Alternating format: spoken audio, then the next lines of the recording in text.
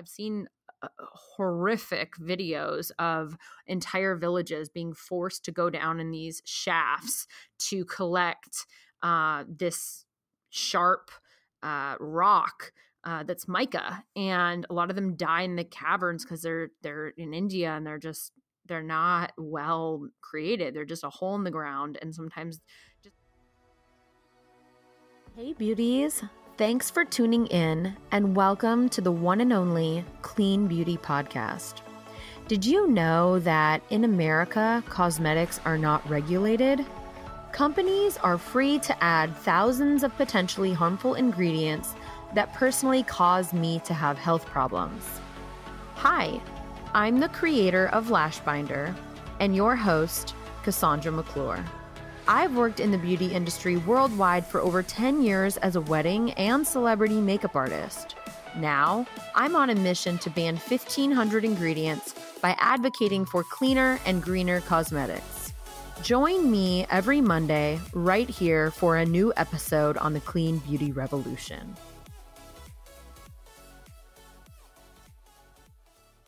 Today we're going to talk about the truth surrounding mica. And this inspiration comes from the Beauty Counter blog about better beauty coming clean. They published this back in September 2019 and talk about their ingredient selection process and how mica comes into the picture. If you're a beauty company, you are probably using mica. If you look at one of your powder compacts or shimmer eyeshadows or almost anything that has any sort of sparkle or shimmer, you're going to find mica in it. You're going to find that listed as an ingredient. And I know a lot of us don't have the compact boxes that we got our products in, but you can go online and find them easily there, right? So if you're wondering because you have some sparkles or some shimmer, even in a lipstick or a lip gloss, it's usually derived from mica. It's spelled M-I-C-A. So Beauty Counter is different in so many ways, and I've partnered with them on this clean beauty journey for one of the reasons is that they responsibly source. And what that means, it's a serious thing, but what it means is making safer, high-performing color cosmetics without being unethical. And they went down a very complex journey to find responsibly sourced mica and have been learning a lot along the way. And they decided to share some of that with us as consultants, but now you as the public, because it's so important. This is something that is still happening. Kids are dying. And you might be like, what the heck is this? But it's true. And it's so sad. In the beauty industry, this mica is used as a base for powder formulations, right? And like I said, it's in highlighters, eyeshadows, and if you want high performing cosmetics, whether they're clean or not, you kind of need mica. And the industry can come with some really alarming, unethical things, like I just said, like forced child labor, actually family labor. I've seen horrific videos of entire villages being forced to go down in these shafts to collect this sharp rock that's mica, and a lot of them die in the caverns because they're in India and they're not well created. They're just a hole in the ground. And sometimes just like in mines back in the day, like, or even now, they fall and they kill people. And a lot of these kids are like 4, 5, 6, 7 years old, and they take advantage of them because they can fit down in the holes easier. So they shove the little kids down there and have them work day and night collecting the mica for them to sell to the US for pennies. So Beauty Counter doesn't stand for that. And that's why I stand behind them and I work with them as a consultant, as an advocate, as a entrepreneur, because they really look at their supply chain and went to their suppliers and are holding them responsible. And because it's a globally sourced material, does not mean that they need to get it from somewhere else. And they actually found a supplier in Georgia, Hartwell to be exact, in the United States. And they work with this partner to ensure that they're using the best practices and sustainable mining and processing. And they've gone to the mines. I've seen videos and photos of them there going through the manufacturing stages and watching, as each thing happens to the mica and gets broken down. And obviously, mica's not created equal. And in order to create certain effects with the cosmetics, they had to reach beyond that partner in Georgia. And that's when the bigger things started to happen with the bigger players in the industry that are producing this.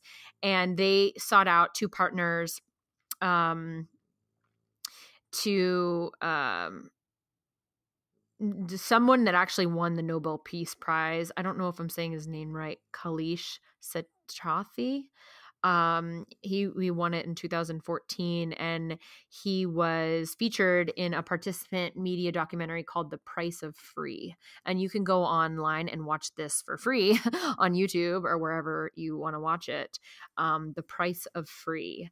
And Kailash, I hope I'm saying his name right, Kailash, is one of the most credible leaders working to eradicate child and forced labor through the creation of child-friendly villages. And Beautycounter is proud to be designing a custom program with the KSCF to support children in these regions of India, a hotspot for international mica mining, like I mentioned before, while also working with the community to better understand the industry and opportunities for change. I heard that there was synthetic mica, so I don't know if they're working on that or not. It doesn't mention it in this article yet. As an international buyer, they believe it's critical that they listen to the needs of the communities that's impacted, and international companies implement solutions that aren't what communities want or need, and eventually force them to do this hard work. And Beautycounter is like ramped up what they're doing and are listening and trying to make things happen for those communities. And they're using technology. Yay! So you'd think that most suppliers know where their mica comes from, but that's not the case. So there's a company called SourceMap, a technology platform founded at MIT. Whoop whoop, Nathan went there. That is helping them map the supply chain to give everyone fuller visibility as to where the mica is being sourced, mined, and day by day. The level of transparency that Beautycounter is seeking in the industry is unprecedented and it's in a super secret secret industry, right? It's kind of like the diamonds, and you hear about blood diamonds. It's very similar. It's not as high priced, right? So this information isn't easy to come by. So with the help of SourceMap and participation from the suppliers, they hope to share a traceable mica supply chain with you in the future, in the knowable future. And eventually they'll be able to tell you exactly where the mica in your favorite eyeshadow or lip balm comes from, straight from the source. And they are striving for A+ in auditing. All this work is supported by third-party audits of each and every mica supplier that they work with, and started obtaining certificates from suppliers noting child labor wasn't used. And this is actually where many companies start and stop.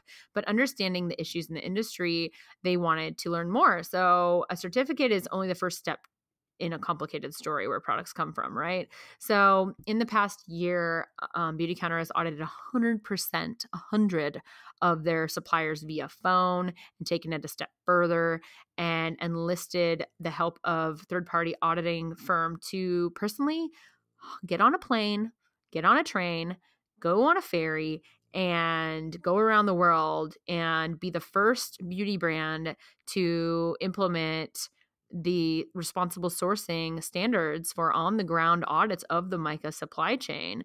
And by the end of 2020, which is coming up here soon, they will have conducted third-party traceability audits of all the mica mine locations. And this is a huge radical step towards transparency in the beauty industry. And they're really paving the way, and that's why you hear that with Beautycounter so much, is like they're creating and leading the way, which is why, again, I'm working with them, because I'm learning so much. Just like this, I'm sharing this with you guys because not everyone reads their blog, not everyone sees what they're doing, not everyone sees every article I post, not everyone sees what I'm doing, and this is just such a better way to be able to send people to as a resource. As I learn more about responsible sourcing, I want to share that with you, the leaders in the beauty industry. And Beautycounter is launching a public toolkit for beauty companies and beyond to seek validation in the supply chains. And they look forward to sharing the progress with us. And so I will always share the updates as they come through my Instagram at Cassandra McClure, through my Facebook, through my website, through my blog, through this podcast. And thank you all for continuing to support Clean Beauty and this brand that's doing everything in their capacity to have a vetted, responsible mica supply chain. And if you guys want to know more, definitely get in touch with me and ask questions. If you have anything that you want to talk about or you want to hear me talk about, I'm open. So email me at Cassandra@cleanbeautypodcast.com or go to cleanbeautypodcast.com to see video interviews with some of my favorite founders from around the world. And I'll see you next week. This episode is made possible by our official sponsor, Lashbinder, the world's quickest, easiest, and safest way to apply strip lashes.